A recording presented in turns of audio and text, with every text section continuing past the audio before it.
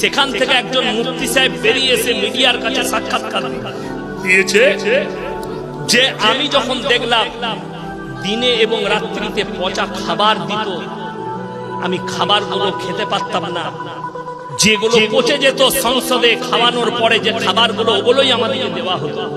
আমি রোজা রাখার নিয়ত করলাম, রোজা রাখতে লাগলাম। যখন রোজা রাখতে লাগলাম তখন সেহরিতে পচা ধসা খাবারগুলো দিত।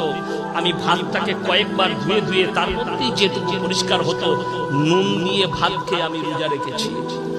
আর কান্না পড়েছে। খালি আমাদেরকে টাইম বলা হতো, সেহরির টাইম হলো, আর বলে দেওয়া হতো এটা ইফতারের টাইম। তাছাড়া কখন সূর্য উঠেছে ডুবেছে আমরা কোনোদিন জানতে পারি। এমন অত্যাচার, যেখানে পায়খানা, যেখানে প্রস্রাবখানা, নামাজে দাঁড়ালে হাসিনার প্রশাসনরা আমাদেরকে গালি দিত, মার